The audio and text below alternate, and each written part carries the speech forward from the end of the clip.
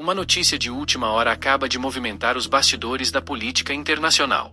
O governo brasileiro divulgou, há instantes, uma nota oficial do Palácio do Planalto, confirmando que o presidente Luiz Inácio Lula da Silva recebeu, nesta manhã, um telefonema do presidente dos Estados Unidos, Donald Trump.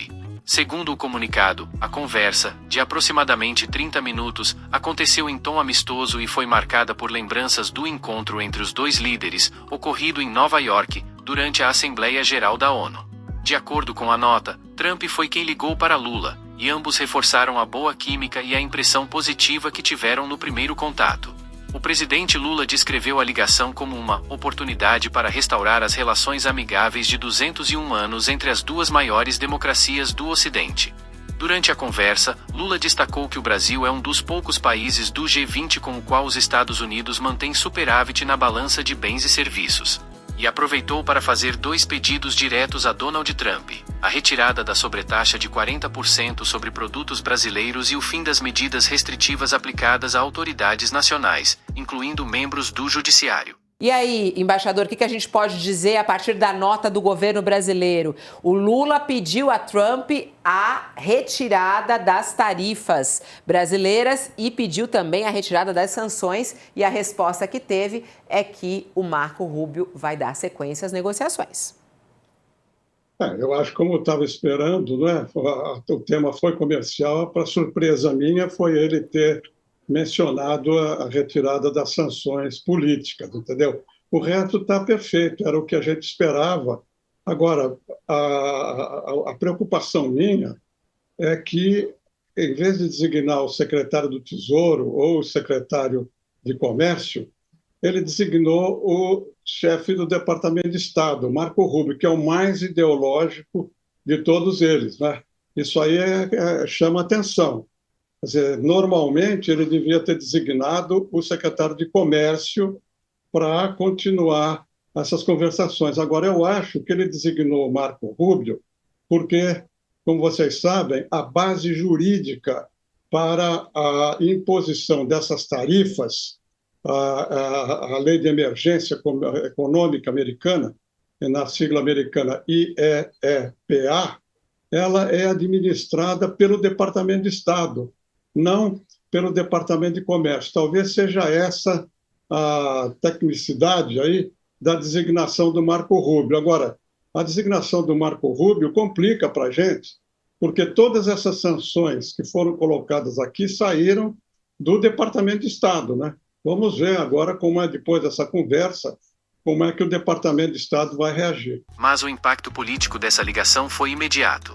Fontes do Planalto afirmam que o clima é de otimismo em Brasília, enquanto no campo bolsonarista, o telefonema soou como um duro golpe. A narrativa construída por figuras como Eduardo Bolsonaro e Paulo Figueiredo, de que apenas eles mantinham um canal direto com a Casa Branca, começa a ruir. Na semana passada, Trump já havia surpreendido ao declarar, durante um discurso na ONU, que havia sentido boa química com o presidente Lula e que pretendia voltar a conversar com ele. Essa conversa aconteceu hoje, e está gerando reações fortes nos bastidores políticos. Segundo fontes próximas do bolsonarismo, há uma tentativa de minimizar os danos, mas o sentimento predominante é de derrota simbólica. Alguns aliados já defendem um contra-ataque ideológico, tentando marcar um encontro pessoal entre representantes do bolsonarismo e o próprio Trump, antes que a nova relação Brasil-Estados Unidos se consolide sob o comando de Lula. Donald Trump é um personagem totalmente imprevisível, então não dá para fazer muito uma previsão a longo, médio prazo do que vai ser essa relação Brasil-Estados Unidos. Mas a foto, o saldo dessa conversa, né, por telefone entre o presidente Lula e o presidente Donald Trump é muito ruim para o bolsonarismo. Ela ataca principalmente essa espinha dorsal dessa narrativa, dessa estratégia, principalmente da dupla Paulo Figueiredo e Eduardo Bolsonaro, que estão nos Estados Unidos e que alimentam o bolsonarismo aqui no Brasil, de que eles teriam o monopólio completo, absoluto, da relação, da interlocução com a Casa Branca. Isso já começou a ruir na semana passada, quando o Trump faz aquele comentário lá na ONU, dizendo que deu uma química com o presidente Lula e que eles ficaram de conversar. Essa conversa rolou hoje, segunda-feira, um clima totalmente de derrota no bolsonarismo. Conversei com diversas fontes, que algumas tentando minimizar, outras dizendo que tem que ter um contra-ataque, é preciso ter uma conversa ideológica do campo bolsonarista com Donald Trump, que eles querem um encontro pessoalmente com o Trump antes de saber o que tinha rolado na conversa. Agora que a gente tem essas informações na nota do Palácio do Planalto, eu também conversei com diversas fontes do governo, Palácio do Planalto, ali do Itamaraty, para trazer um pouco da temperatura. Tem 4 atos na nota do governo mostrando os principais pontos que levam a essa derrota do bolsonarismo, repito, no saldo do encontro de hoje. Primeiro, eles trocaram o telefone, a nota acaba com isso, dizendo que não tem mediação, não precisa de mediação. Eles trocaram o telefone, Trump e Lula, se eles quiserem conversar. 2, ficaram de organizar uma viagem pessoalmente para se encontrar. Na verdade, o encontro pessoalmente numa viagem, né? Quer dizer, esse foi só um passo dessa conversa, dessa relação que está se estabelecendo entre Trump e Lula. Claro que é uma negociação, como me disseram fontes do Itamaraty, é um processo de negociação, tá? No início, mas para eles é importante para mostrar que o diálogo está aberto, tem uma luz no fim do túnel para o governo.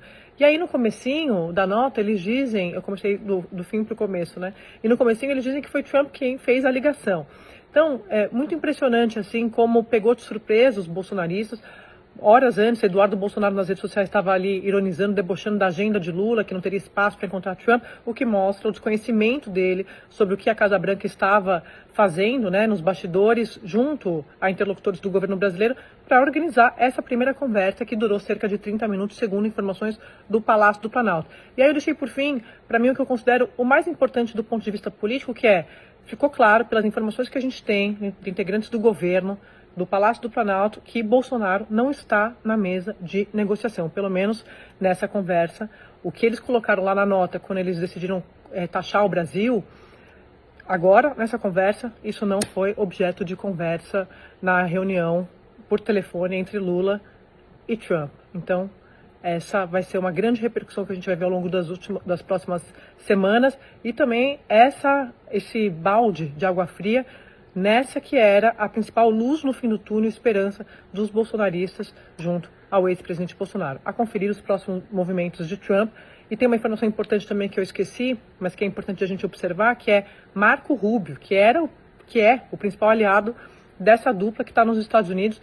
Segundo as informações oficiais, Trump colocou o Rubio à disposição de Geraldo Alckmin, vice-presidente, para que eles consigam conversar ali sobre as nossas questões comerciais.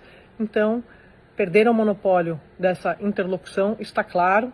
Cenas dos próximos capítulos, que pode ser um encontro entre Lula e Trump pessoalmente, na Ásia, como está descrito, aí nos bastidores, e Bolsonaro fora da mesa de negociação, pelo menos nessa conversa de hoje.